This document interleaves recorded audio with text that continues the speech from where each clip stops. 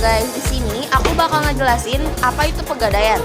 Pegadaian adalah badan usaha milik negara di Indonesia yang bergerak di bidang jasa penyaluran kredit kepada masyarakat dengan menggunakan sistem gadai. Gadai tersendiri merupakan suatu hak yang diperoleh oleh seseorang yang memiliki piutang atas suatu barang bergerak yang diserahkan oleh orang yang berhutang sebagai jaminan hutangnya. Jika pihak yang berhutang tidak dapat melunasi kewajibannya, pada saat jatuh tempo, barang tersebut dapat dijual oleh pihak yang berpiutang untuk melunasi hutang. Nah, berikutnya ada dua jenis pegadaian di Indonesia. Jadi pegadaian ada dua jenis, yaitu yang pertama ada pegadaian konvensional dan yang kedua ada pegadaian syariah.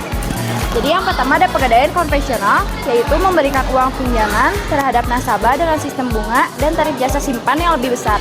Dan yang kedua ada pegadaian syariah, yaitu beroperasi sesuai dengan prinsip-prinsip syariat Islam, menggunakan sistem bagi hasil dengan tarif jasa simpan dan biaya administrasi yang lebih kecil. Tujuan utama Pegadaian adalah untuk membantu masyarakat, terutama golongan ekonomi menengah ke bawah, dengan menyediakan akses layanan keuangan yang terjangkau dan terhindar dari praktik pinjaman yang tidak wajar seperti ijon atau pegadaian gelap. Ini aku bakal bacain pengertian dari pegadaian elektronik. Pegadaian elektronik adalah salah satu layanan yang disediakan oleh Pegadaian untuk memudahkan nasabah dalam mendapatkan dana pinjaman dengan menggunakan barang elektronik sebagai jaminan. Berbeda dengan syarat dan ketentuan gadai barang elektronik sebelumnya. Kini barang elektronik memiliki nasabah akan mendapatkan nilai taksiran lebih optimal keuntungan dengan harga pasar.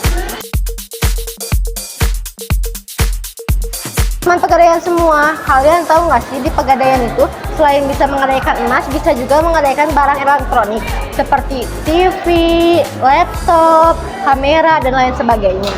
Tapi sebelum kalian ke Pegadaian, kalian harus nyiapin dulu KTP dan identitas diri apapun, dan juga kelengkapan barang-barang tersebut seperti dus ataupun chargernya. Nah,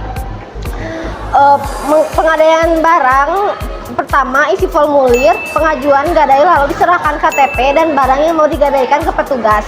Petugas akan memeriksa barang jaminan gadai. Setelah barang selesai diperiksa, petugas akan menawarkan plafon uang pinjaman jika pengajuan gak akan diterima. Nasabah diminta untuk menandatangani surat bukti gadai atau sebagai surat bukti gadai. Surat bukti gadai ini wajib disimpan dan dibawa saat akan melakukan pembayaran gadai atau menebus barang berikutnya. Nasabah akan mendapatkan bukti cetak atau struk yang memuat detail tentang harga dan tanggal jatuh tempo yang berakhir. Hasil gadai bisa diterima nasabah secara tunai maupun ditransfer. Gimana? Mudah kan? Jadi jangan ragu lagi buat ke Pegadaian. Beberapa keuntungan dari gadai elektronik di Pegadaian antara lain, yaitu 1. Proses cepat. Nasabah dapat dengan mudah dan cepat mengajukan pinjaman dengan menggunakan barang elektronik sebagai jaminan. Yang kedua, bunga ringan. Pegadaian memberikan bunga yang lebih ringan dibandingkan dengan pinjaman konvensional. Yang ketiga, jangka waktu fleksibel. Nasabah dapat memilih jangka waktu pinjaman yang sesuai dengan kebutuhan mereka. Yang keempat, nilai taksiran optimal. Barang elektronik pemilik nasabah akan dinilai secara optimal sesuai dengan harga pasar. Jadi, Pegadaian elektronik merupakan solusi yang praktis dan aman untuk memperoleh dana pinjaman dengan menggunakan barang elektronik sebagai pinjaman.